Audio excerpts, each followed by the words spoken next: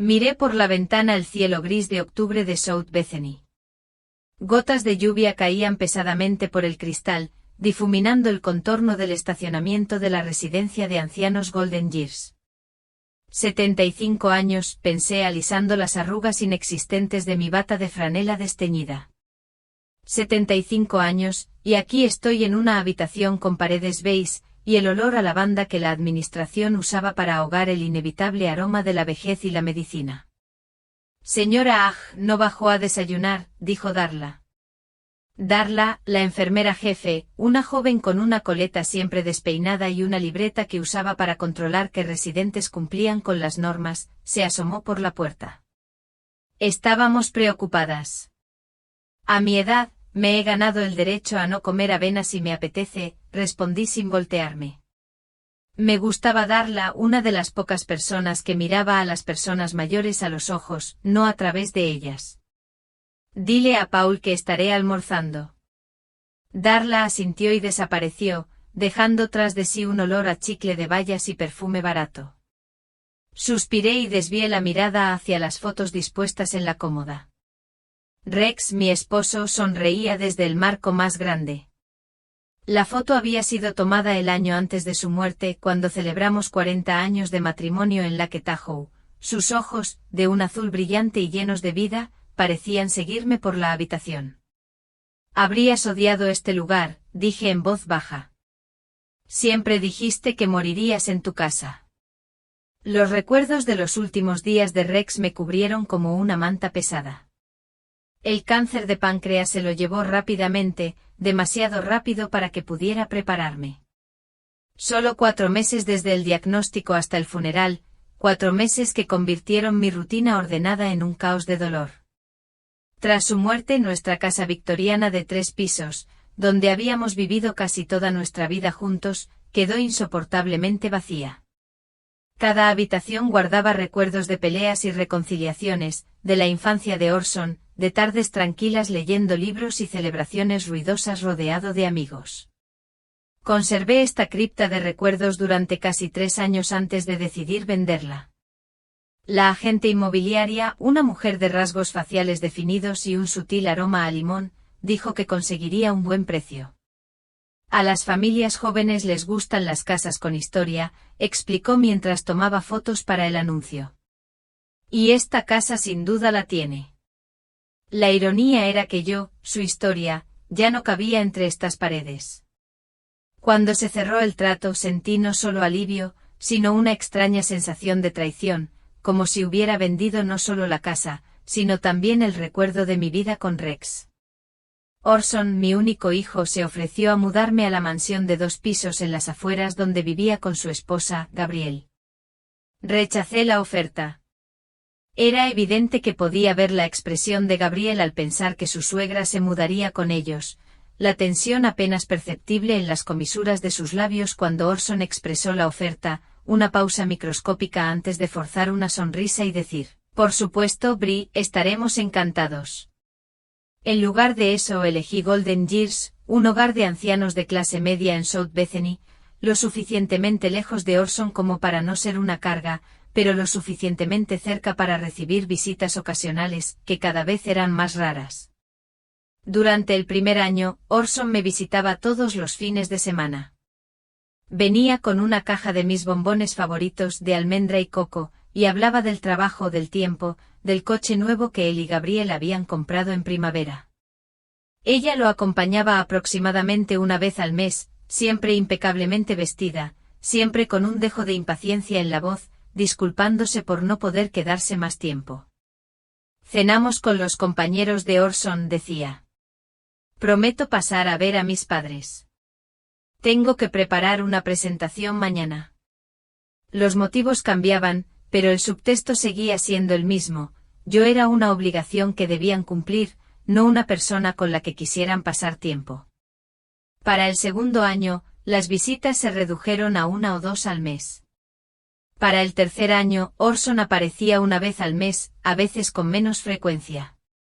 Las llamadas telefónicas reemplazaron las reuniones presenciales, al principio, largas con historias detalladas sobre su vida y preguntas sobre la mía, luego, más cortas, Lo siento, mamá, estoy en una reunión.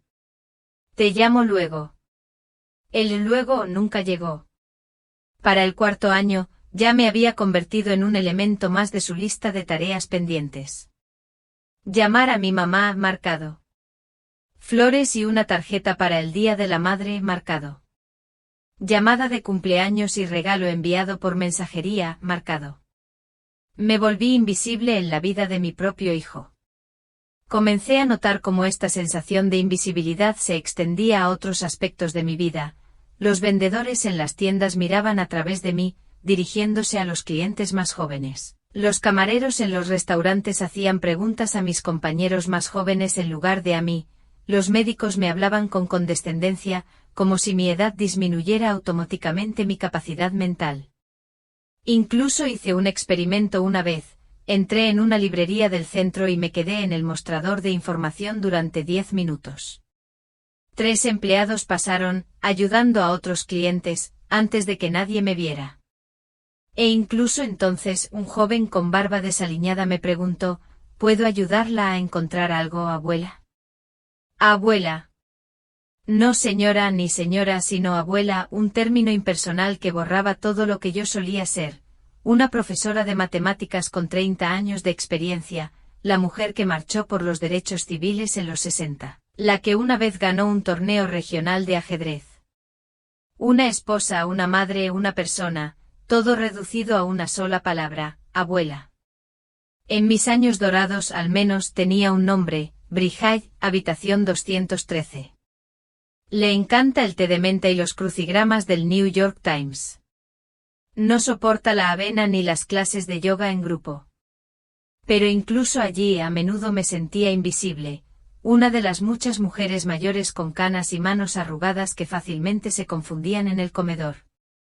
Un golpe a la puerta me sacó de mis meditaciones. Señora Ag, dijo Paul, el recepcionista, un hombre de mediana edad con una calva incipiente y ojos siempre cansados, mirando dentro de la habitación. Tiene una visita. Me sorprendí. Hoy era miércoles, un día laborable normal.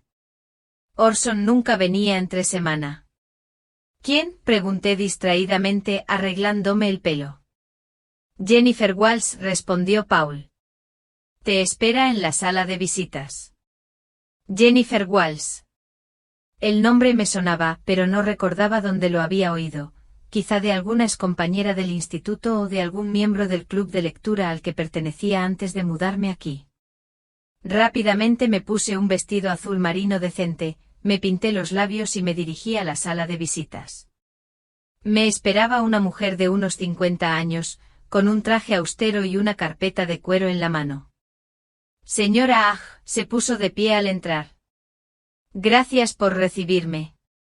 Soy Jennifer Walsh del bufete Baker, Hammond y Asociados. Nos encargamos del caso de su hermana Alice Price.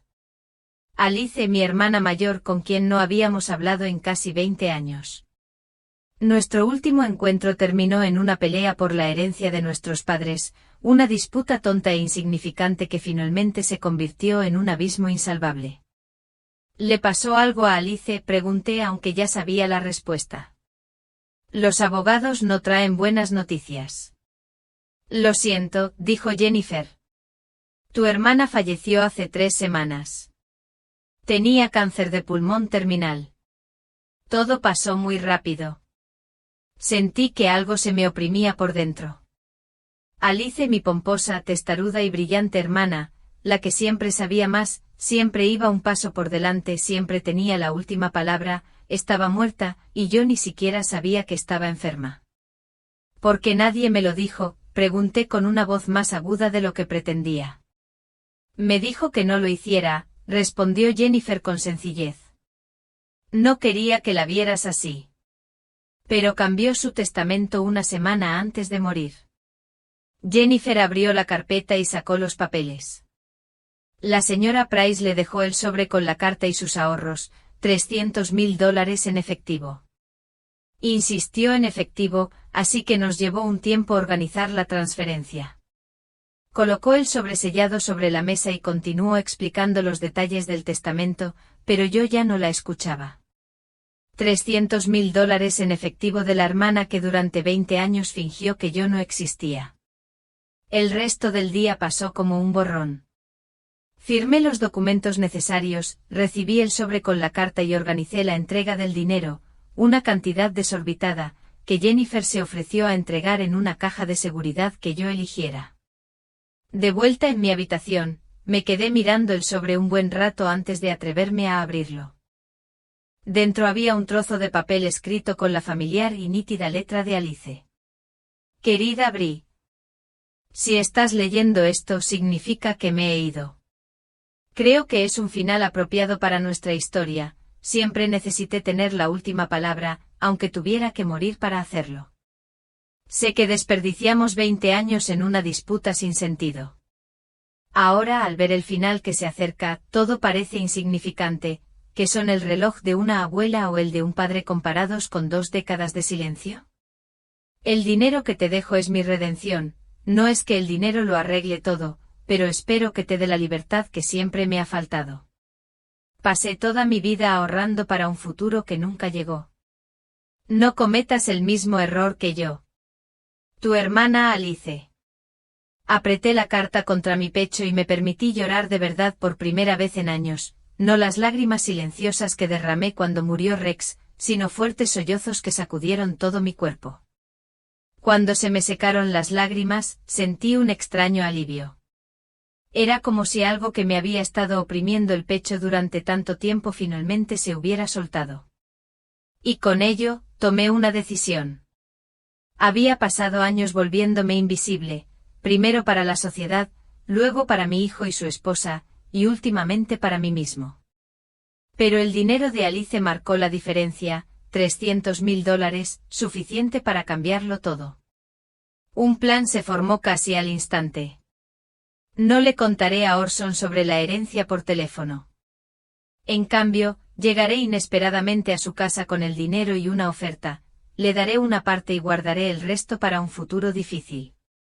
Será mi oportunidad de volver a ser visible en su vida, una oportunidad para reconstruir una relación que se ha ido deteriorando lentamente con los años. El taxi se detuvo frente a una mansión de 2 pisos de ladrillo rojo con columnas blancas. Al contemplar la casa de mi hijo por la ventanilla, me sentí como si estuviera visitando un museo, no un nido familiar, arbustos perfectamente podados, un césped inmaculado, luces ornamentales en la entrada, todo eso proclamaba riqueza y gusto impecable, o deudas exorbitantes según mi experiencia como profesor de matemáticas que trabajó durante 30 años en el instituto. He visto suficientes familias viviendo por encima de sus posibilidades. Aquí está, señora, dijo el conductor, un joven con un auricular en la oreja. 27,50. Le di 2 billetes de $20.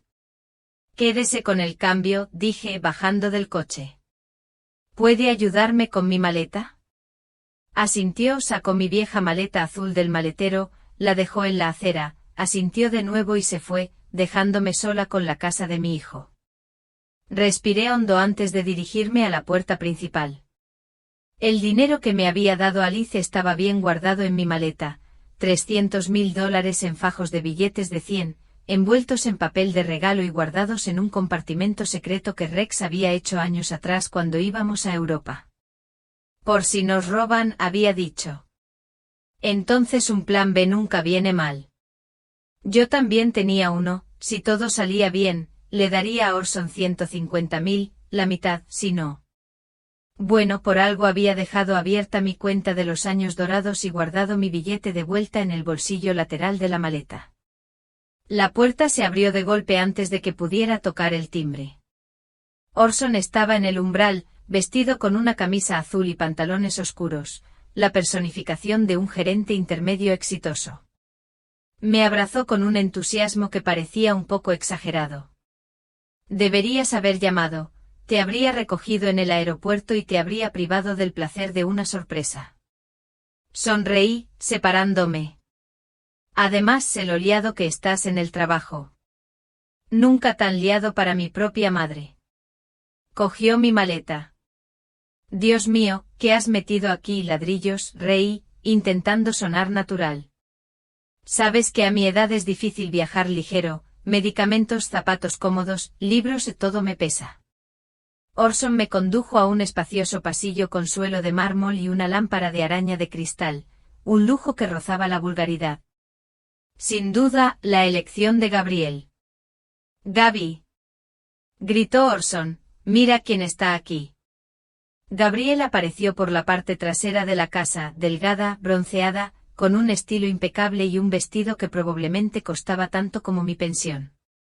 40 años y aparentaba 35, el resultado de dietas estrictas, mutaciones costosas y, según mi última llamada con Orson, pequeños retoques en el cirujano plástico. Bri. Se acercó dejándome una nube de perfume floral en el aire, y me abrazó, casi sin rozarme. ¡Qué grata sorpresa! ¿Por qué no me avisaste que venías? Te habría preparado la habitación. Lo siento, cariño, respondí con un abrazo igualmente superficial. La decisión fue espontánea, espero no causarte ninguna molestia. ¿Qué eres? ¿Qué molestia? Podemos hablar de... Su sonrisa no rozó sus ojos. Tu familia. Familia, una palabra que debería haber sido reconfortante, pero que en boca de Gabriel sonaba a diagnóstico. Te acompañaré a tu habitación, dijo Orson, dirigiéndose a las escaleras. Te alojaremos en la habitación de invitados del segundo piso. Tiene una bonita vista al jardín. Lo seguí intentando disimular lo difícil que era subir las escaleras. La artritis en las rodillas me había estado molestando más de lo habitual últimamente. El dormitorio de invitados resultó ser una habitación espaciosa con una cama enorme, paredes encaladas y muebles minimalistas, ni un solo objeto personal, ni una sola fotografía. El espacio perfecto para alguien que no se quedaría mucho tiempo. Ponte cómodo. Orson dejó la maleta junto a la cama. La cena estará lista en 1 hora aproximadamente. Gaby pidió comida de ese nuevo restaurante italiano, ya sabes que no es muy buena cocinera. Gracias, cariño. Le di un beso en la mejilla. Dame un poco de tiempo para arreglarme y bajo. Cuando la puerta se cerró tras él, por fin me relajé. Me hundí en el borde de la cama, sintiendo la tensión de los últimos días. La duda me corroía, hice bien en presentarme sin avisar, ¿no habría sido mejor llamar primero para indagar? Pero mi instinto me decía que el factor sorpresa me daría ventaja, podría ver su reacción real, no la que habían preparado con días de advertencia. Me acerqué a la ventana. La vista era magnífica, un jardín cuidado con un cenador, una pequeña fuente, senderos de piedra, parecía la portada de una revista rural y probablemente había costado una fortuna. Después de ducharme y cambiarme con el vestido azul que Rex siempre llamaba mi vestido de batalla, bajé a cenar. El comedor era igual que el resto de la casa, una enorme mesa de madera oscura, copas de cristal y cubiertos. 3 sillas estaban dispuestas en un extremo de la mesa, como si el resto del espacio estuviera reservado para invitados que nunca llegaban. Gabriel se movía de un lado a otro ordenando los recipientes de comida. Espero que te guste la comida italiana, dijo sin mirarme. Pedí varios platos para que pudieras elegir. Todo se ve delicioso, respondí, aunque la mayoría de los platos me eran desconocidos. En la época dorada preferían la cocina estadounidense más tradicional. Eres muy amable, Gabriel. Finalmente me miró y sonrió. Esta vez, casi con sinceridad, de nada. Nos vemos tampoco. Orson apareció con una botella de vino. ¿Tinto o blanco, mamá? Tinto, por favor, respondí, pero no demasiado, a mi edad, el alcohol ya no es amigo. Unos sorbos de buen vino son buenos para el corazón, dijo, llenándome la copa. Al menos eso decía papá. Tu padre decía muchas cosas. Sonreí al recordarlo, no todas eran científicamente acertadas. Nos sentamos a la mesa y comenzó el ritual de la cena familiar, pasar los platos, comentarios sobre el tiempo, preguntas cautelosas sobre mi salud. La conversación fluyó por caminos poco convencionales, nadie se aventuró a profundizar en temas ¿Qué tal en la Edad Media?, preguntó Orson, sirviendo la pasta. Sigue igual, respondí. Sabes, en las residencias de ancianos no hay muchos cambios, la misma gente, las mismas actividades, las mismas conversaciones en la cena.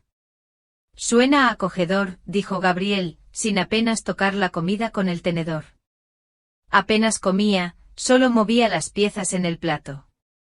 Esa es una forma de describir la monotonía. Tomé un sorbo de vino.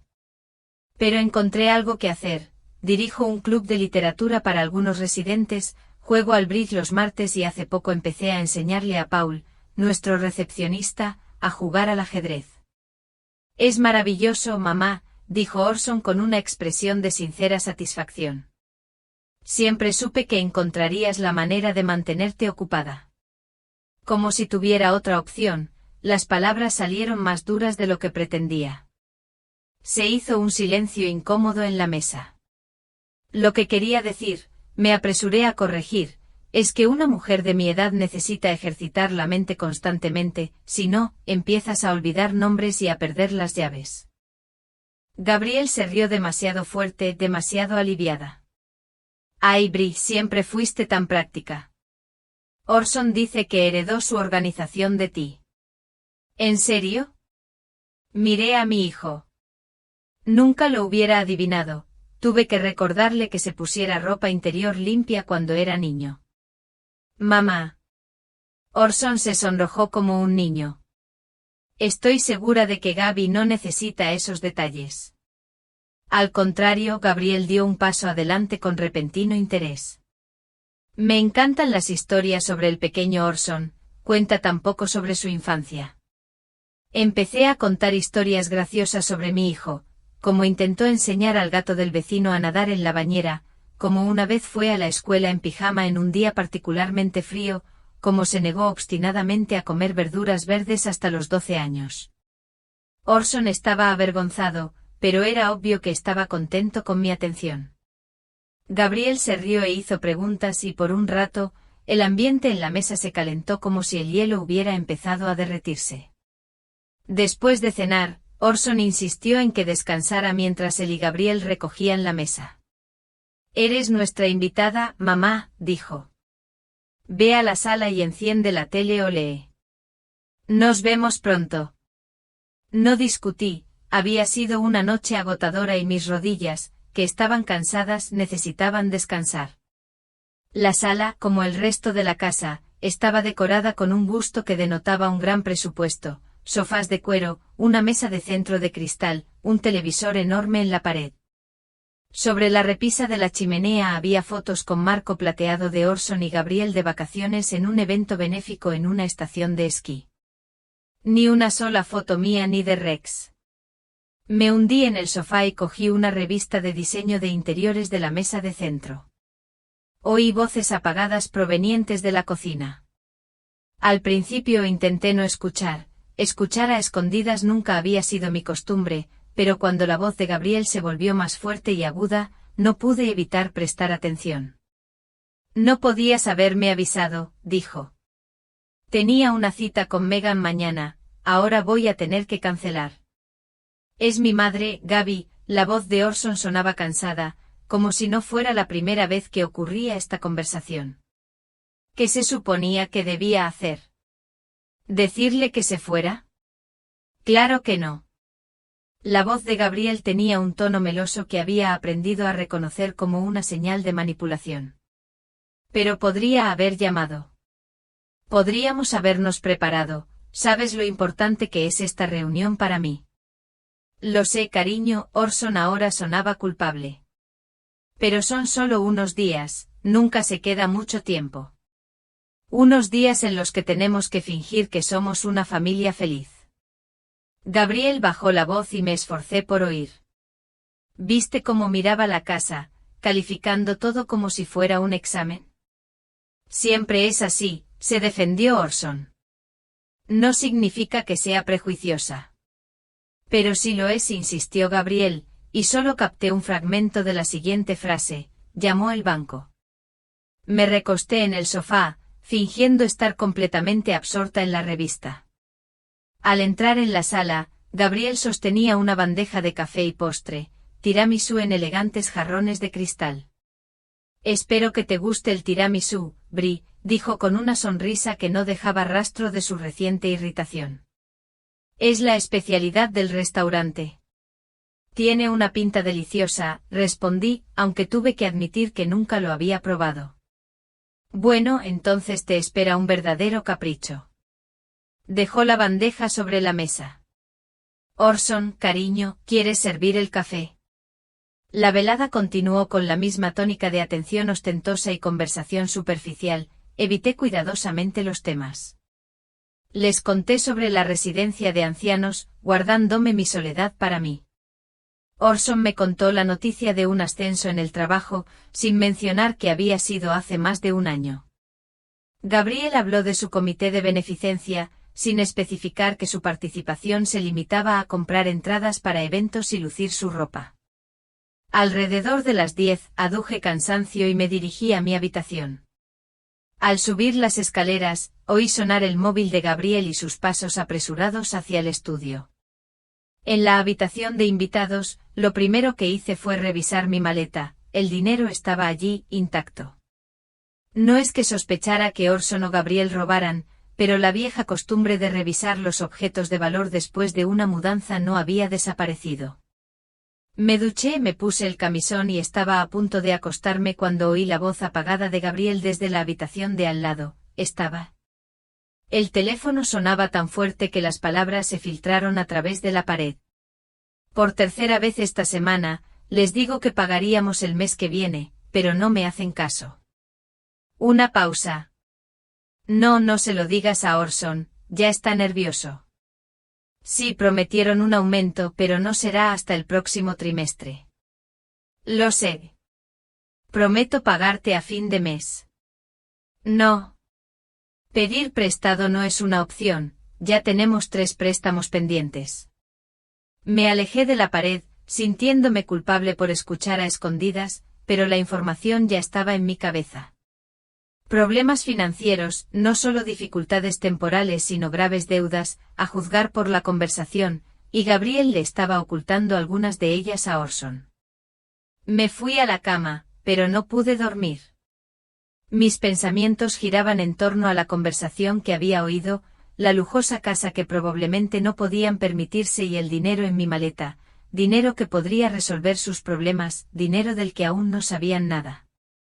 Había planeado contarles sobre la herencia mañana durante el desayuno, ahora no estaba tan seguro.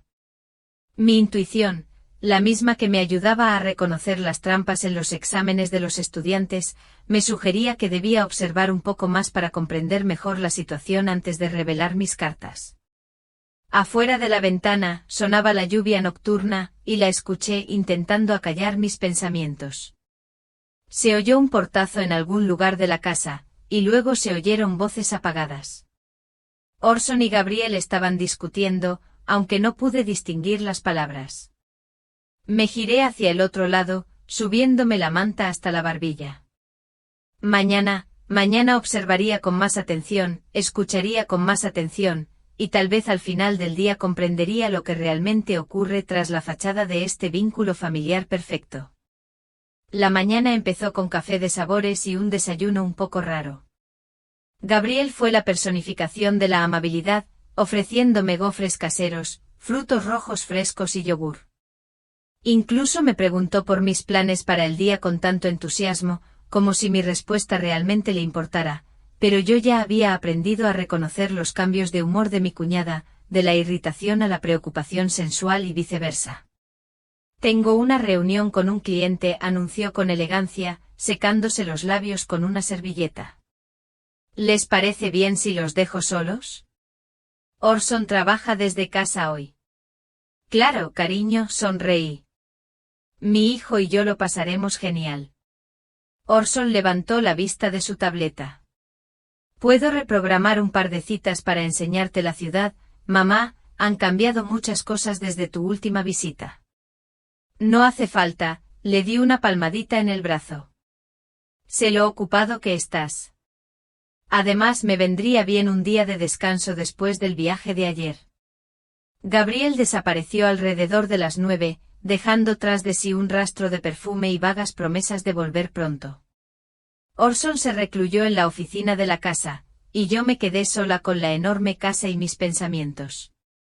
Pasé la mañana paseando por las habitaciones del primer piso, estudiando las fotos familiares, los libros en las estanterías, los pequeños detalles que nos dicen más sobre la vida de las personas que ellas mismas. Descubrí que los libros son en su mayoría ediciones de regalo, muchos con el lomo intacto. La colección de música de Orson, que con tanto esmero coleccionó en su juventud, no estaba a la vista. En su lugar, había un sistema de sonido de última generación y estéril con listas de reproducción de música popular. Al mediodía Orson bajó a comer un sándwich, con aspecto agotado después de las visitas matutinas. Lo siento, mamá, últimamente he tenido un trabajo de locos, dijo mientras se servía un café. Nuevo proyecto, nuevas fechas de entrega. No te preocupes, cariño, le aseguré mientras ayudaba a preparar el almuerzo. No espero que me entretengas a cada momento. Comimos algo en la cocina y Orson habló de su ascenso, sus nuevas responsabilidades y los planes de la empresa. Hablaba rápido, un poco nervioso, evitando las pausas.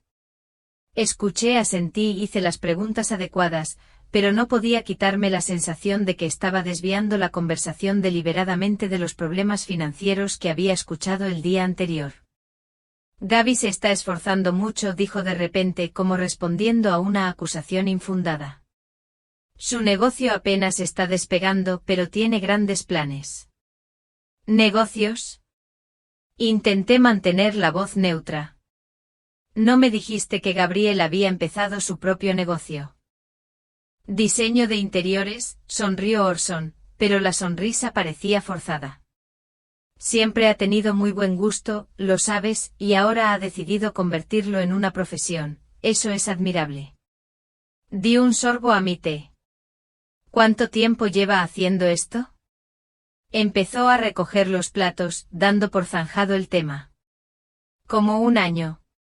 Todavía no tengo muchos clientes, pero ya sabes cómo es con un negocio nuevo, lleva tiempo e inversión. Eso es, inversión.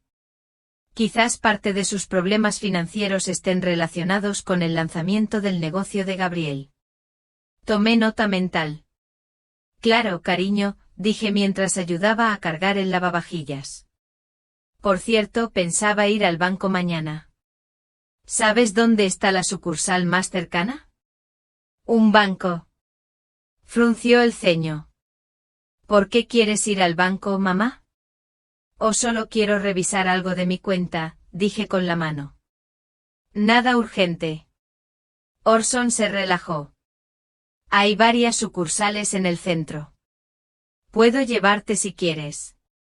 No hace falta, sonreí. Puedo ir perfectamente en taxi. No quiero distraerte del trabajo. Asintió con visible alivio y regresó a su oficina, mientras yo continuaba explorando la casa. En el segundo piso encontré la oficina de Gabriel, una habitación con un gran escritorio de diseñador, muestrarios de telas y catálogos de muebles. Había revistas de diseño por todas partes, algunas con las páginas dobladas.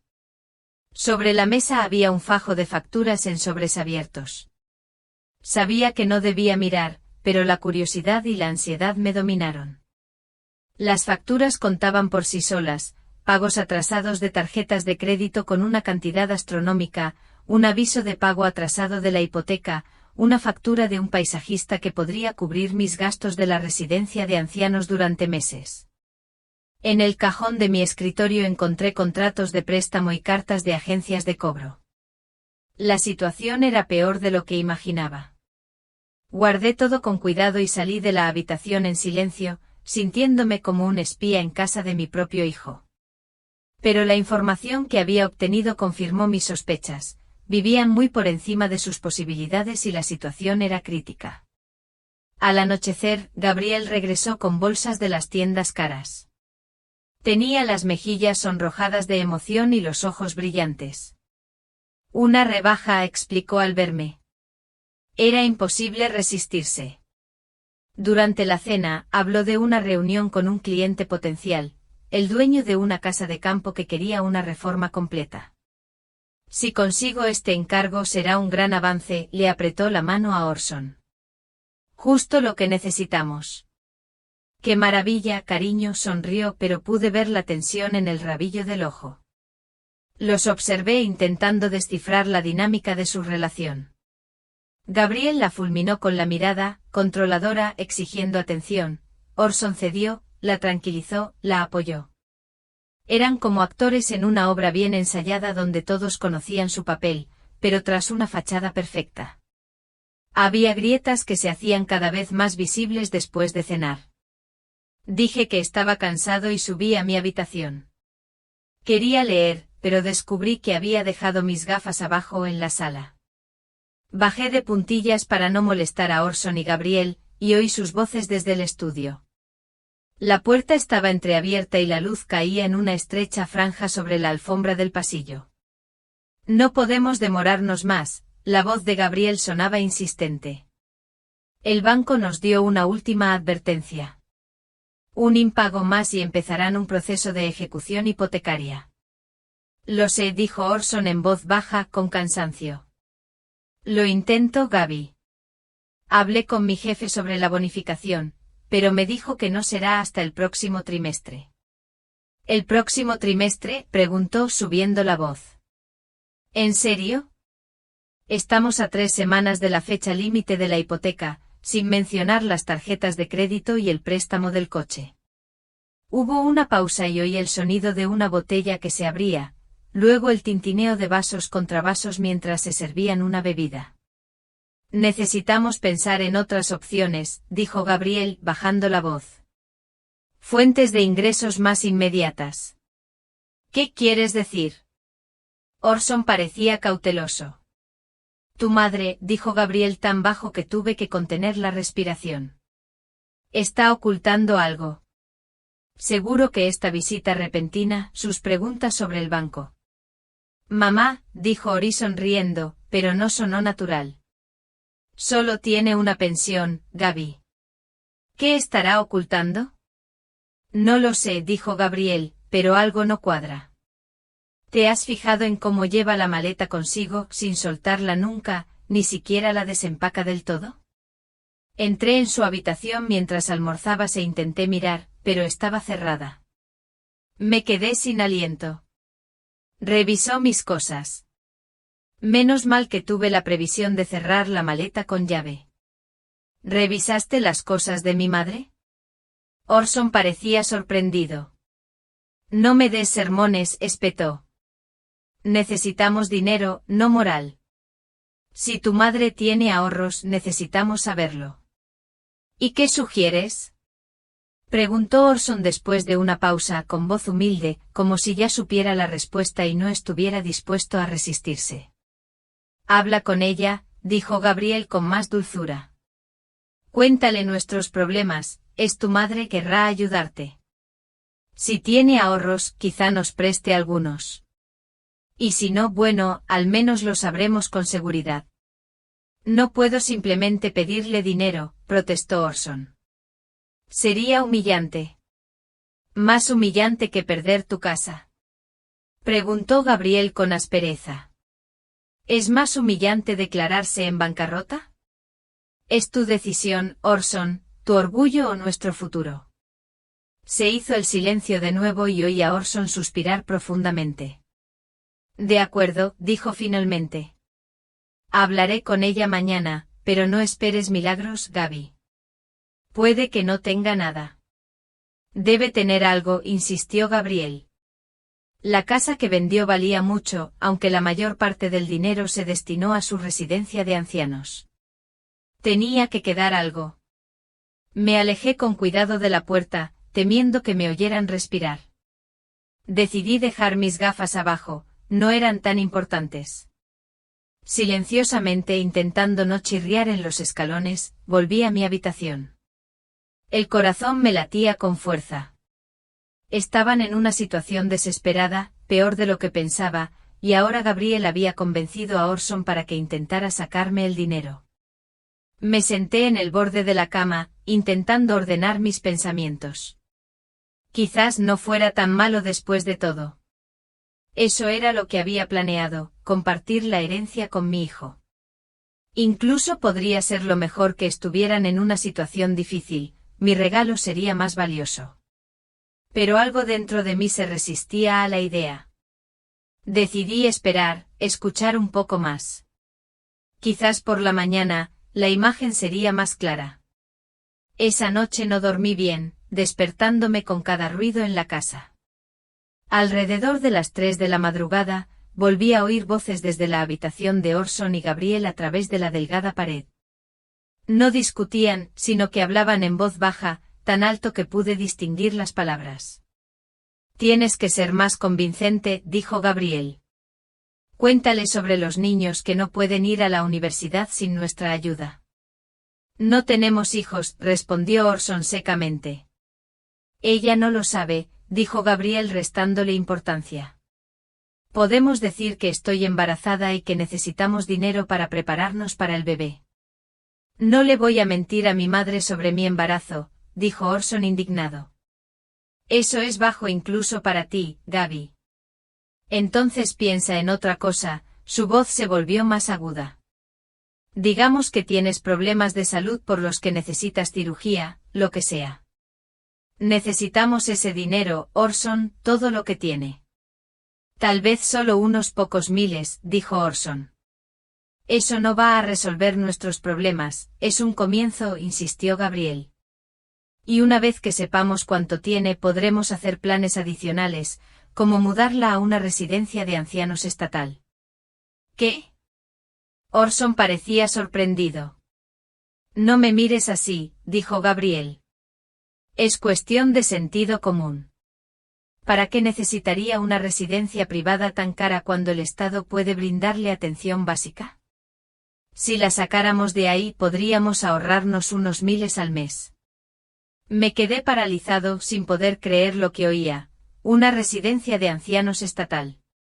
Había visitado una vez cuando visitaba a un viejo amigo, habitaciones abarrotadas, personal indiferente, olor a orina y desinfectante, pacientes atados a las camas. Me estremecí al pensarlo. Es su dinero, Gaby, dijo Orson tras una larga pausa. Se lo ganó, es para su comodidad en la vejez, para su comodidad. Gabriel soltó una breve carcajada. Orson, tiene 75 años. ¿Cuánto le queda? 5 años. 10 con suerte. Tenemos un largo camino por recorrer. Ese dinero nos beneficiará mucho más a nosotros que a ella. Se hizo el silencio, y pensé que Orson finalmente se indignaría y me defendería. Pero cuando habló su voz era tranquila y humilde. De acuerdo, dijo. Hablaré con ella mañana. Averiguaré cuánto tiene y trataré de convencerla de que nos ayude. Genial, dijo Gabriel con tono satisfecho. Y no olvides mencionar que siempre estamos dispuestos a acogerla si el mantenimiento de una residencia de ancianos se vuelve demasiado complicado. Eso sentará las bases para una conversación posterior. ¿Y si se niega?, preguntó Orson. Entonces pensaremos en otras opciones. La voz de Gabriel se endureció. Quizás debería reconsiderar su testamento después de todo. Eres su único hijo, ¿a quién más le dejaría el dinero? Hablas de mi madre como si fuera un saco de dinero, la voz de Orson tembló. No está bien. Lo que pasa es que estamos al borde del desastre financiero y tu madre tiene dinero que podría salvarnos, interrumpió Gabriel. Es hora de dejar de ser un niño de mamá y empezar a pensar en nuestro futuro. Me alejé arrastrándome de la pared con náuseas.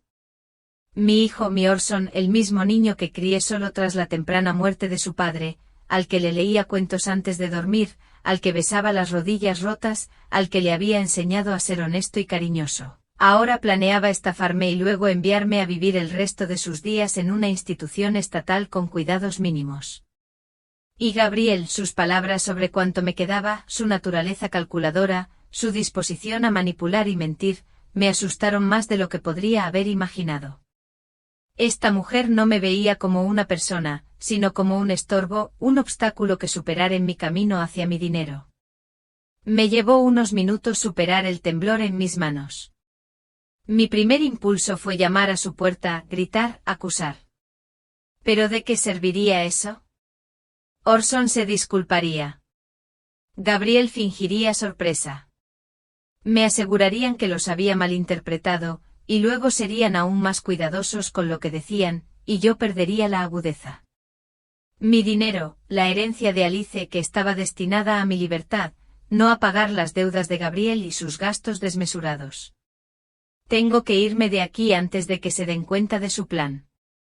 Me levanté de la cama sin hacer ruido y me acerqué a mi maleta. La abrí y revisé el compartimento secreto. Allí estaba el dinero, $300.000 bien embalados. Cerré la maleta y pensé, ¿me iba ahora mismo, en plena noche, o esperaba a la mañana siguiente para poder llamar un taxi discretamente?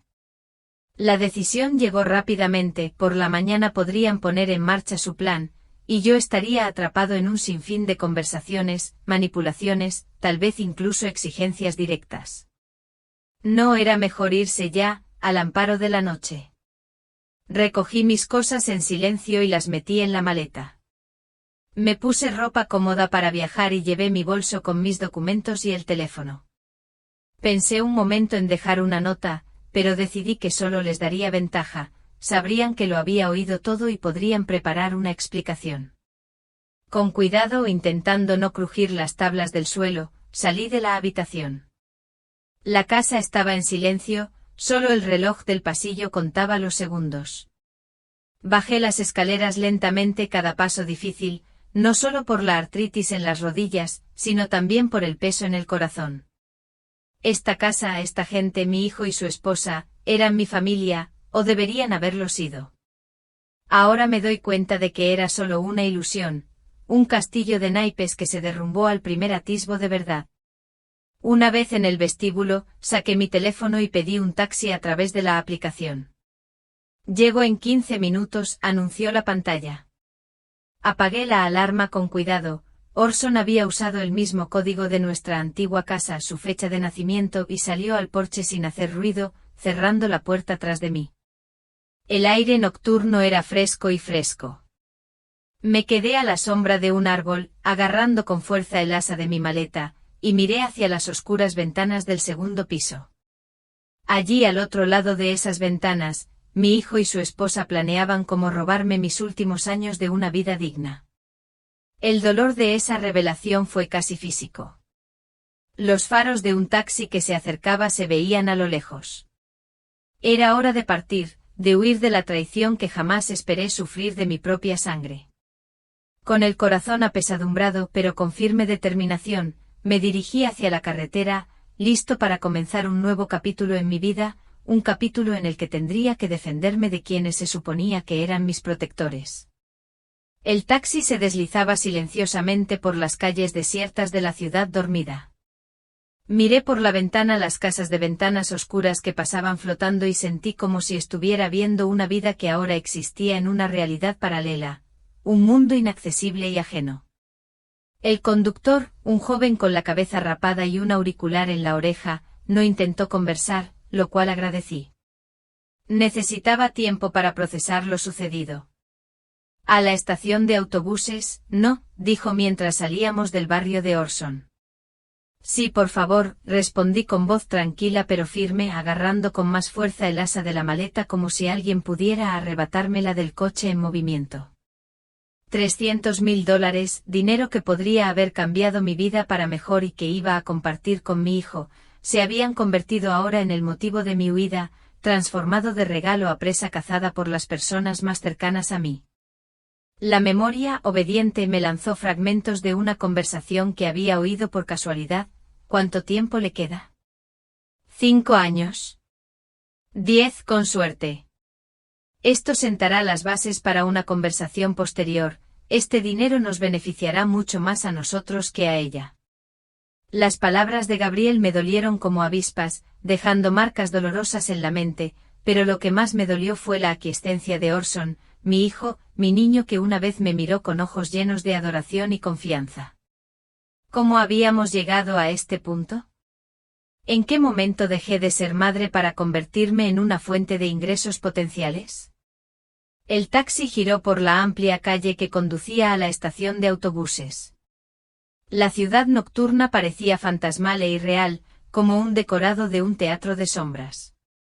Las escasas farolas proyectaban círculos de luz amarillenta sobre las aceras vacías, y los letreros de las tiendas de conveniencia parpadeaban con un resplandor neón.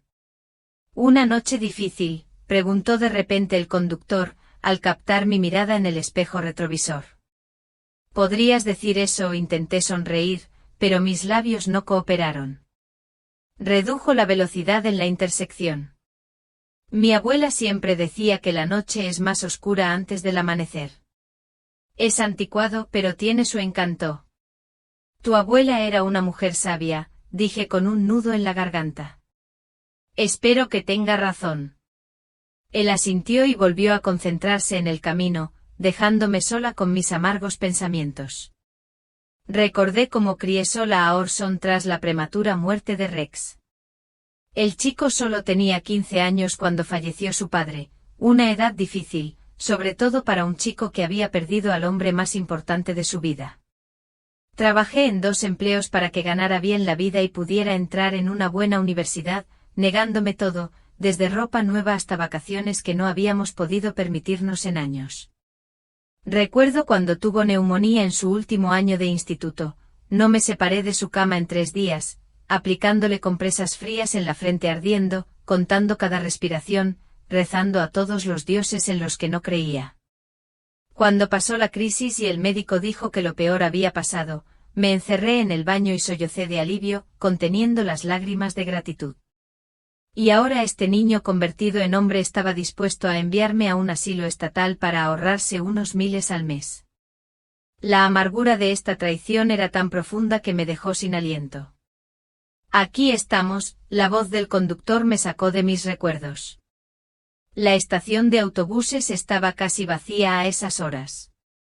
Unas cuantas figuras solitarias dormitaban en los asientos de plástico de la sala de espera mientras el conserje pasaba lentamente una fregona delante de él, limpiando el suelo de hormigón de los restos del día. Le pagué al conductor, le dejé una generosa propina y me dirigí a la taquilla. La cajera nocturna, una mujer de mediana edad con ojos cansados y el pelo teñido de rojo, hojeaba una revista perezosamente mientras reprimió un bostezo. ¿Qué puedo hacer por usted?, preguntó. Necesito un billete a South Bethany en el próximo vuelo, dije sacando mi cartera. Ella pulsó el teclado. Hay un autobús a las 4:30 de la mañana que llega a South Bethany sobre las 8. ¿Te parece bien? Sí, está bien. Le di mi tarjeta. Un billete, por favor. Después de conseguir el billete, busqué un asiento en la sala de espera, lejos de los demás pasajeros. Faltaba más de 1 hora para la salida. Me puse la maleta entre las piernas agarrando el asa con fuerza, y saqué mi teléfono. Tenía 3 llamadas perdidas de Orson, así que ya había detectado mi ausencia. Apagué el teléfono, la explicación podía esperar. Sentado en la sala de espera medio vacía, de repente me sentí muy viejo y muy solo. Toda mi vida, creí estar construyendo una base sólida para el futuro, el mío y el de mi hijo. Trabajé, ahorré y planifiqué y este es el resultado. A los 75 años, estoy sentado en una estación de autobuses en plena noche, tras haberme escapado de casa de mi hijo con una maleta llena de dinero. ¿Gracioso si lo piensas, o trágico? La línea entre la comedia y la tragedia siempre era delgada. El cansancio llegaba en oleadas, pero me daba miedo cerrar los ojos. ¿Y si me quedaba dormido y alguien me robaba la maleta? ¿Y si Orson adivinaba a dónde iba y aparecía antes de que saliera el autobús? Paranoia, susurraba mi mente, pero mi instinto de supervivencia era más fuerte. A las 4 anunciaron el embarque en mi autobús. Me costó levantarme pues me dolían las rodillas después de estar sentado tanto tiempo en el duro asiento de plástico. El autobús estaba casi vacío, unos cuantos estudiantes con auriculares enchufados, una pareja de ancianos en medio de la cabina y un hombre solitario con una chaqueta desgastada roncando junto a la ventana. Elegí un asiento en la parte trasera del autobús, puse mi maleta en el asiento de al lado y la cubrí con mi chaqueta. Cuando el autobús arrancó sentí un extraño alivio, como si, a cada kilómetro que me alejaba de la casa de Orson, un peso invisible se me quitara de los hombros. Mientras miraba por la ventana las oscuras siluetas de los edificios, pensé en cómo había cambiado mi relación con mi hijo con los años. Cuando conoció a Gabriel, me alegré por él, una chica enérgica y ambiciosa que parecía encajar bien con mi tierno y a veces demasiado obediente Orson. Esperaba que lo inspirara a hacer más y lo ayudara a descubrir el potencial que siempre había visto en él. Pero poco a poco, empecé a notar un cambio. Orson empezó a llamar con menos frecuencia, sus visitas se hicieron más cortas y formales. Cuando le preguntaba por su vida, respondía con generalidades, evitando los detalles. Un día, cuando llamé sin avisar, Gabriel contestó el teléfono y dijo que Orson no podía venir porque estaban muy ocupados. Podía oír su voz de fondo y una risa que se interrumpió cuando Gabriel le dijo algo brusco, tapándole el auricular con la mano. Poco a poco, empecé a sentirme como una extraña en la vida de mi propio hijo. Me invitaban a Acción de Gracias y Navidad, festividades familiares obligatorias que no podían ignorarse sin estigma social. Pero incluso entonces me sentía como una invitada, no como un miembro de la familia. Cuando decidí vender la casa y mudarme a la casa de los años dorados, Orson no se opuso. Se ofreció a mudarse con ellos, pero no había entusiasmo en su voz. Gabriel no ocultó su alivio cuando rechacé la oferta. Serás más feliz entre tus iguales, había dicho. Entonces comprendí lo que significaba. Estarás lejos de nosotros y de nuestro dinero. El autobús paró en una pequeña estación para un breve descanso. No bajé por miedo a dejar mi maleta desatendida. En cambio, saqué una botella de agua del bolso y di unos sorbos. El teléfono en mi bolsillo vibró, Orson otra vez. Ignoré la llamada. ¿Qué le diría cuando por fin habláramos? ¿Qué lo había oído hablar con su esposa? ¿Qué sabía de sus planes de enviarme a una residencia de ancianos estatal? ¿Qué me sentía traicionado por mi propio hijo? Las palabras parecían inadecuadas, incapaces de transmitir la profundidad de mi dolor y frustración. Al reanudarse la marcha del autobús, el cielo del este empezó a aclararse. El amanecer llegó despacio, con reticencia, como si el sol dudara en salir en ese día. Vi cómo la oscuridad se alejaba, dando paso a una luz tenue y borrosa. Pensé en lo que sucedería después. En South Bethany me esperaba la residencia de ancianos Golden Years, un lugar que nunca había sentido como un verdadero hogar, pero que ahora parecía el único refugio seguro. Solo que no podía regresar allí de inmediato, Orson probablemente me buscaría allí primero. Necesitaba un refugio temporal, un lugar donde ordenar mis pensamientos y decidir qué hacer. Y entonces pensé en Lynette, mi vieja amiga a quien conocí en la universidad. Vivía en una casita a las afueras de South Bethany, y había enviudado hacía 5 años. Llevaba una vida tranquila y mesurada, y de vez en cuando me visitaba en Golden Years con repostería casera y chismes del día. Lynette siempre decía que su casa estaba abierta para mí y bromeó, refiriéndose a los años dorados. Si alguna vez te cansas de esa jaula dorada, ven a visitarme. Tengo una habitación libre y no tengo horario de medicación. Saqué mi teléfono y lo encendí, ignorando las nuevas notificaciones de llamadas perdidas de Orson. Encontré el número de Lynette y marqué. El mensaje decía: estaré en South Bethany a las 8 de la mañana. Necesito tu ayuda. Te lo explicaré cuando nos veamos. ¿Puedes encontrarme en la estación de autobuses? La respuesta llegó casi de inmediato a pesar de lo temprano que era. Claro. ¿Todo bien? La verdad es que no, escribí. Te lo diré cuando nos veamos. No te preocupes. Lynette respondió y sentí una oleada de gratitud hacia esta mujer que, a diferencia de mi propia sangre, nunca me había dado la espalda. Dormité el resto del camino, despertándome con cada giro y frenado del autobús. Soñé con Orson, un niño pequeño con las rodillas rotas y ojos confiados, que me preguntaba por qué me iba. No me voy, le dije en sueños. Tú fuiste quien me dejó. Me miró con incomprensión, y su rostro cambió gradualmente, maduró. Sus rasgos se afilaron, sus ojos se oscurecieron, hasta que frente a mí apareció un extraño disfrazado de mi hijo. Me desperté con el corazón latiendo con fuerza cuando el autobús llegó a South Bethany.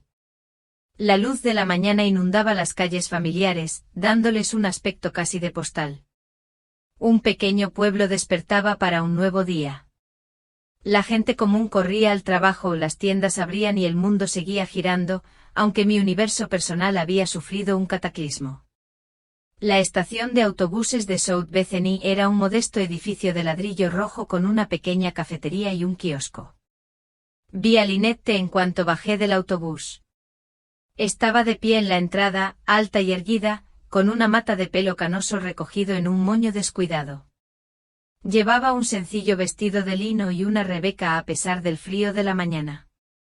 Brin me saludó con la mano y se acercó rápidamente a ayudarme con la maleta. Dios mío, te ves agotada. ¿Qué te pasó? Es una larga historia, dije abrazándola y oliendo el familiar aroma del jabón de lavanda y los productos horneados caseros. Gracias por venir. No seas tonta. Me tomó la mano. Mi coche está en el aparcamiento. Vamos a mi casa. Prepararé el desayuno y me lo contarás todo. Mientras caminábamos hacia su viejo Volvo, sentí que la tensión de las últimas horas se disipaba poco a poco. Lynette no hizo preguntas. Simplemente estaba allí, confiable, tranquila, familiar. Tu hijo me llamó hace una hora, dijo bruscamente al llegar al coche. Me preguntó si sabía dónde estabas. Parecía preocupado. Me quedé paralizada.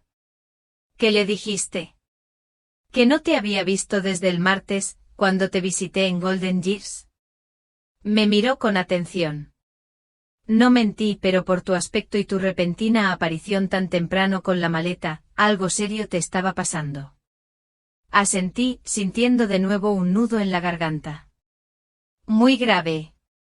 No sé si algún día podré perdonarlo, susurré. Me ayudó a subir al coche y metió mi maleta con cuidado en el maletero. Pase lo que pase, dijo al arrancar el motor, puedes quedarte conmigo todo el tiempo que necesites. La habitación de invitados siempre es tuya.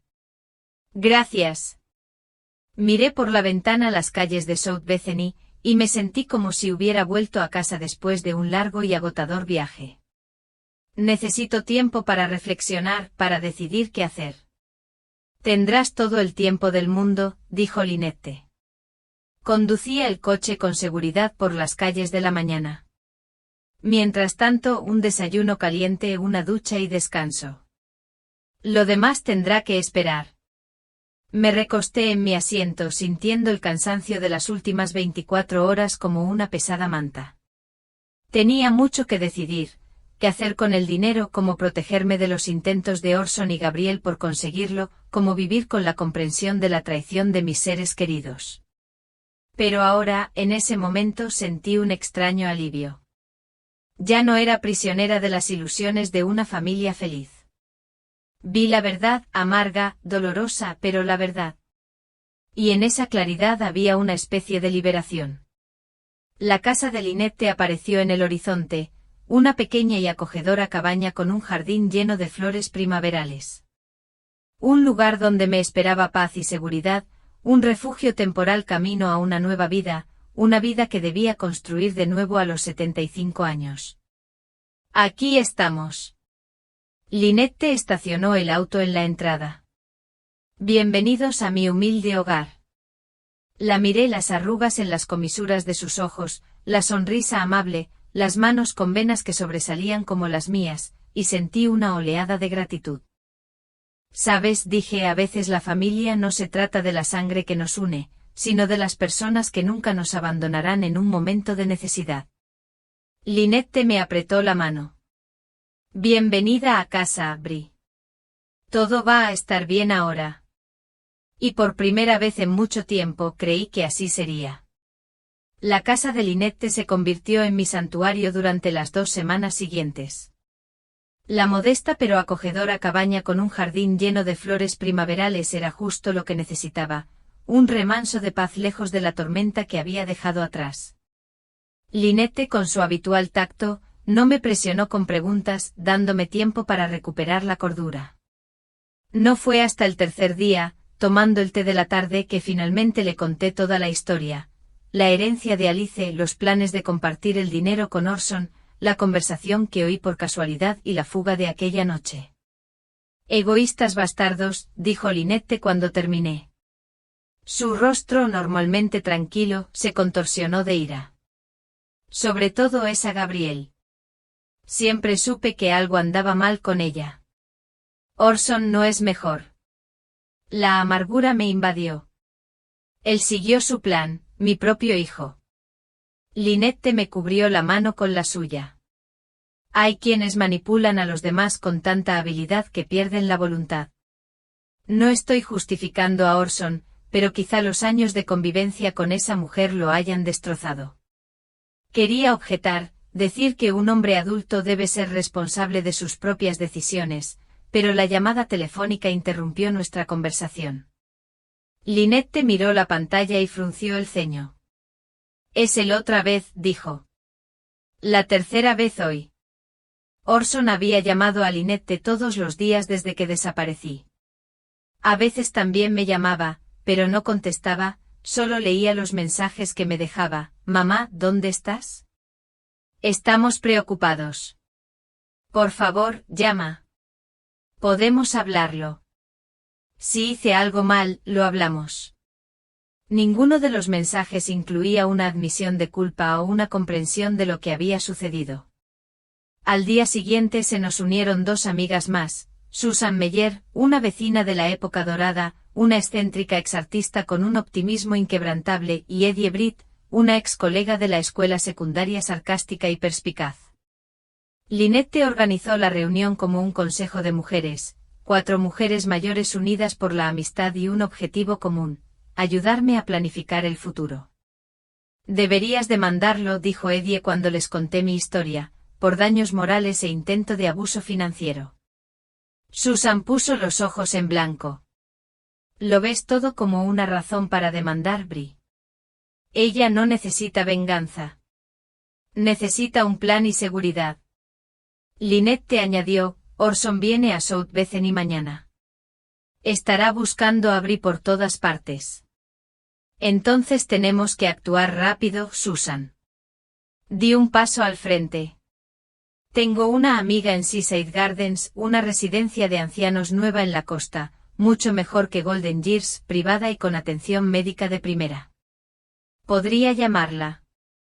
Seaside Gardens recordaba el precioso edificio con vistas al mar por el que Lynette y yo pasábamos a veces en coche, pero debía de costar una fortuna. Tienes una fortuna, dijo Eddie señalando la maleta con la cabeza.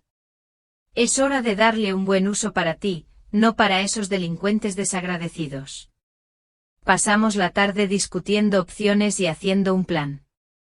Al anochecer, la decisión estaba tomada: me mudaría a Seaside Gardens, pagando un año de alquiler por adelantado para protegerme de las manipulaciones financieras de Orson. Pondría parte del dinero en una cuenta bancaria a mi nombre y otra parte en efectivo para emergencias. A la mañana siguiente Susan llamó a su amiga de Seaside Gardens y yo tenía una cita con la recepcionista. Al mediodía, Lynette y yo fuimos allí justo después de comer. Seaside Gardens era exactamente como lo había imaginado: un elegante edificio de 3 plantas con ventanas panorámicas, rodeado de un parque impecable con vistas al océano. Dentro nos recibió Victoria Bowen, una recepcionista con un cabello impecable y una mirada atenta. Pasamos la siguiente hora recorriendo las espaciosas suites individuales de Seaside Gardens con baño privado, un restaurante con menú del chef, una biblioteca, un jardín de invierno, una piscina y un centro médico con personal a tiempo completo. Todo esto era impresionante y prometía comodidades con las que nunca soñé en mi juventud. Intentamos crear no solo un lugar donde vivir, sino un verdadero hogar, explicó Victoria mientras estábamos en su oficina comentando los detalles. Nuestros residentes conservan su independencia, pero reciben todo el apoyo que necesitan. El precio estaba acorde con el nivel, el doble que en los años dorados, pero con la herencia de Alice podía permitírmelo. Por primera vez en mucho tiempo sentí que estaba tomando una decisión por mí misma, no por otra persona. Al volver a casa, nos encontramos con Susan y Eddie esperándonos con la noticia. Orson está aquí, dijo Susan. En cuanto entramos, estaba en el Golden Years preguntando por mí, luego fue a la policía. La policía, me quedé helada. Quería denunciar la desaparición, explicó Eddie, pero le explicaron que un adulto con capacidad legal tiene derecho a irse sin avisar a su familia, sobre todo si deja una nota. ¿Qué nota? La miré perpleja.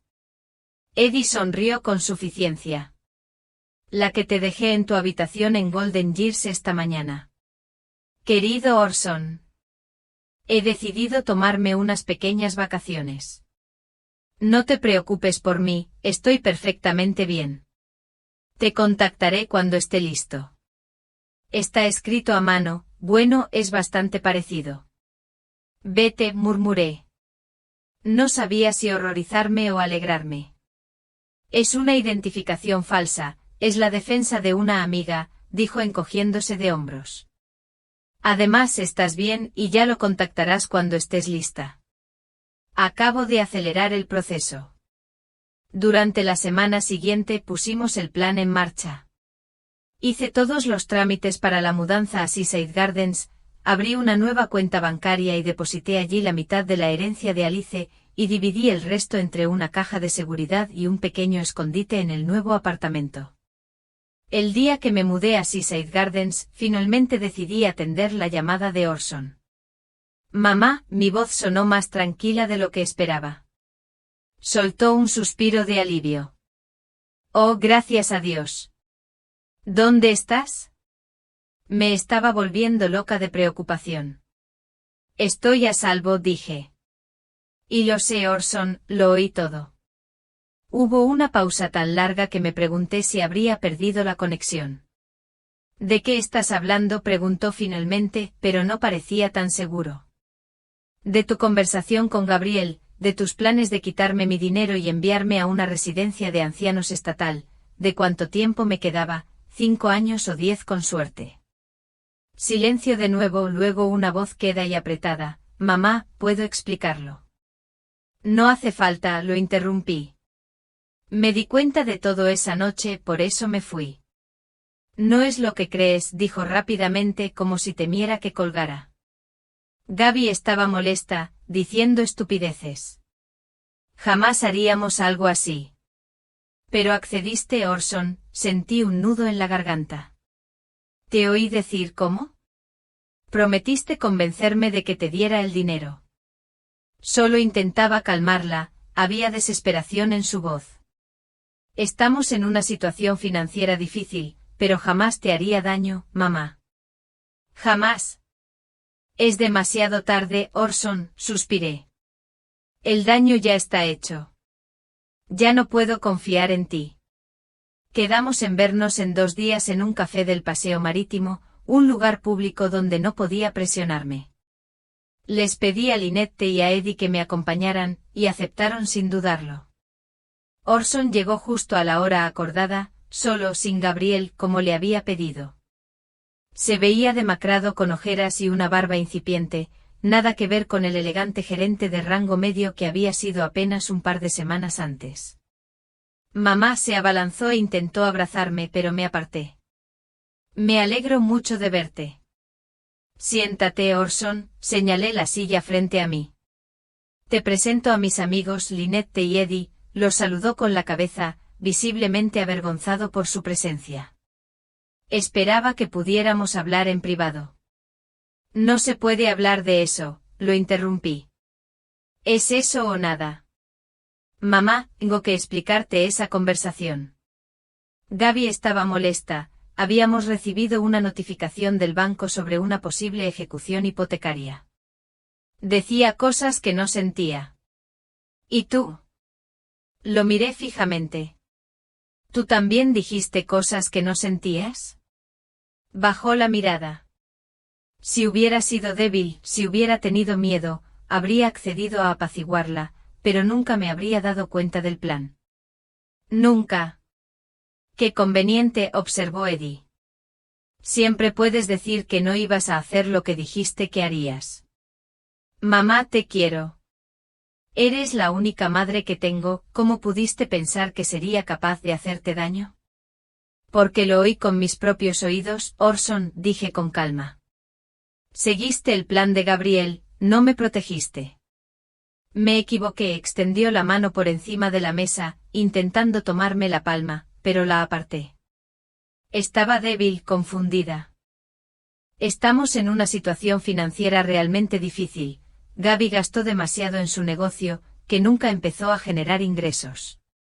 Tenemos 3 préstamos morosos y el banco amenaza con embargar la casa. Y por eso decidiste usarme. No fue una pregunta, fue una afirmación. No quiero decir, balbuceó. Gaby sugirió que te pidiera ayuda, eso es todo lo que sé. Suena horrible, pero no lo decía en serio, yo sí, dijo con firmeza. Lo decía, dije con firmeza cada palabra, y tú estuviste de acuerdo con ella. Me mudé, Orson, dije. A una nueva residencia de ancianos, mejor que la de los años dorados. Allí estoy a salvo y con supervisión. Me alegro, asintió sin mirarme. Me alegro por ti, mamá, y no te voy a dar dinero. Continué, ni ahora ni después. La herencia de Alice es mi oportunidad de ser independiente y tener una vejez digna. No permitiré que me la arrebaten. Se estremeció como si le hubieran dado un puñetazo. Una herencia de la tía Alice. Abrió los ojos de par en par. Así que de ahí cuánto. No es asunto tuyo, intervino Lynette. Ese dinero es de tu madre. Solo preguntaba, levantó las manos en un gesto protector. Ni siquiera sabía que la tía Alice había muerto. ¿Por qué no me lo dijiste? Porque casi no te has interesado por mi vida estos últimos años, Orson, dije sintiendo que la amargura crecía. Llamadas una vez al mes, visitas formales en días festivos, me convertí en un punto en tu lista de cosas por hacer, no en una persona. ¿Y ahora qué? Preguntó finalmente. ¿Me vas a sacar de tu vida sin más? Suspiré. A pesar de todo el dolor y la decepción, no podía renunciar por completo a mi hijo. Era mi sangre, una parte de mí. No, Orson, pero las cosas serán diferentes, nada de visitas sin avisar, nada de hablar de dinero. Si quieres formar parte de mi vida, tendrás que demostrar que puedo confiar en ti y en Gaby. Parecía preocupado. No quiero ver a Gabriel, dije con firmeza. Nunca. Asintió, aceptando las condiciones. A la hora de despedirnos intentó abrazarme, y esta vez lo dejé, un abrazo breve y formal, sin la calidez que antes nos había acompañado. Los meses siguientes fueron un periodo de adaptación y descubrimiento. Seaside Gardens resultó ser justo lo que necesitaba, un lugar tranquilo y cómodo con personal respetuoso y vecinos interesantes. Mi apartamento con vista al mar se convirtió en un verdadero refugio, una espaciosa sala de estar con grandes ventanales, un dormitorio con una cama cómoda y una pequeña cocina donde podía cocinar cuando no quería bajar al restaurante comunitario. Orson me llamaba cada semana, como había prometido, nuestras conversaciones eran educadas pero superficiales. Eddie resultó tener razón. Un mes después de conocernos, Orson llamó pidiendo ayuda financiera. El banco ha puesto fecha de desalojo, mamá, le tembló la voz. Vamos a perder la casa. No pido mucho, solo un pequeño préstamo para ganar tiempo. No, Orson, fui firme. Hablamos de esto, nada de dinero. Pero, mamá. No, lo interrumpí. Vende la casa tú mismo antes de que se convierta en un desalojo. Busca un lugar más pequeño para vivir. Empieza a vivir dentro de tus posibilidades. No llamó durante 2 semanas después de esa conversación. Cuando por fin lo hizo, me dijo que él y Gabriel habían decidido vender la casa y mudarse a un apartamento. Estaba furioso y me echó la culpa, pero no tenían otra opción. Mientras tanto, en Seaside Gardens encontré una nueva familia. Conocí a Carlos, un exprofesor de literatura que dirigía un club de lectura semanal, a Mary, la viuda de un almirante cuyas historias de viajes por el mundo te hacían olvidar el tiempo, y a Tom, un ex-chef que a veces daba clases de cocina a los residentes. Lynette, Susan y Eddie me visitaban a menudo. Tomábamos tés en mi terraza con vistas al mar, jugábamos a las cartas y hablábamos de libros y películas. Esas eran las horas más felices de mi día, tiempo compartido con personas que me valoraban por lo que era, no por lo que podía aportarles. Una noche, sentadas en la terraza viendo la puesta de sol, Susan sugirió de repente, ¿y si nos vamos de viaje todas juntas? ¿Un viaje? La miré sorprendida. ¿A dónde? A Europa. Sus ojos se iluminaron de entusiasmo. Siempre he soñado con ver París, Roma, Barcelona. Podríamos alquilar apartamentos a través de estos nuevos servicios de alquiler y viajar a nuestro ritmo. ¿A nuestra edad?, preguntó Eddie con escepticismo, pero ya había interés en su voz. ¿Por qué no? Lynette secundó la idea. No nos estamos haciendo jóvenes, chicas. Si no ahora, ¿cuándo?, me pregunté. Tengo dinero, el dinero que Alice me dejó para vivir la vida al máximo, no solo existir. ¿Por qué no usar parte de él para cumplir un sueño que tengo desde hace mucho tiempo? Sabes, dije, Rex y yo siempre habíamos planeado ir a Italia después de que se jubilara, para visitar Florencia, Venecia, la Toscana, pero luego enfermó y el plan se quedó en planes. Así que quizás sea hora de ponerlo en práctica. Preguntó Lynette mirándome con comprensión. Pasamos el resto de la tarde planeando el viaje, haciendo listas de ciudades que queríamos visitar, comentando itinerarios y riéndonos de la idea de que 4 mujeres estadounidenses mayores conquistaran Europa. Por primera vez en mucho tiempo, sentí verdadera emoción y anticipación por la aventura. Cuando mis amigos se fueron, me senté en la terraza con una taza de té contemplando el océano nocturno. Mi teléfono vibró, Orson llamaba. Casi decidí no contestar, pero algo me hizo contestar. Mamá, su voz sonaba extrañamente tensa. Esperaba que contestaras. ¿Qué te pasa, Orson? Me sentí un poco ansiosa. Él tartamudeó, necesito tu ayuda, mamá. Gaby y yo rompimos. Fue a ver a su instructor de yoga, se llevó la mayoría de nuestros ahorros, y yo, no sé qué hacer. Cerré los ojos sintiendo emociones contradictorias, compasión por mi hijo y cansancio nacido de la amarga experiencia. Lo siento, Orson, dije finalmente. Pero si me llamas para pedir dinero, no, me interrumpió. Bueno, sí, necesito dinero, pero no el tuyo. Me preguntaba si podrías buscar un apartamento en South Bethany, algo barato. Estoy pensando en mudarme allí para empezar de cero, más cerca de ti. No sabía qué decir. Una parte de mí quería creer que era un deseo sincero de reconstruir nuestra relación, la otra sospechaba que era solo una manipulación. Entiendo si no quieres ayudarme, añadió en voz baja, después de todo lo que ha pasado. Pero de verdad quiero cambiar, mamá, ser mejor persona, y necesito tu apoyo, no económico, solo saber que estás ahí para mí. Me quedé mirando el océano oscuro, pensando en el viaje que me esperaba, en mis nuevos amigos, en la libertad que había encontrado, que la verdadera familia no siempre son los que te unen por lazos de sangre, sino quienes deciden estar ahí para ti, quienes te ven como una persona, no como un medio para un fin. Lo pensaré, Orson, dije finalmente. Llámame dentro de una semana, ahora mismo estoy ocupado preparando mi viaje. ¿Un viaje?, preguntó sorprendido. ¿A dónde vas? A Europa, dije con una leve sonrisa en los labios. Con mis amigos. Queremos ver el mundo mientras podamos. Qué bien, mamá parecía genuinamente feliz. Te lo mereces. Cuando terminamos de hablar, permanecí sentada en la terraza, escuchando el sonido de las olas y reflexionando sobre los extraños giros del destino. A los 75 años, mi vida había cambiado de maneras que jamás imaginé. Perdí la ilusión de tener familia, pero encontré verdaderos amigos. Sobreviví a la traición, pero encontré la libertad. No sabía si alguna vez podría perdonar del todo a Orson o volver a confiar en él. No sabía si su deseo de cambiar era genuino o solo otro intento de manipulación.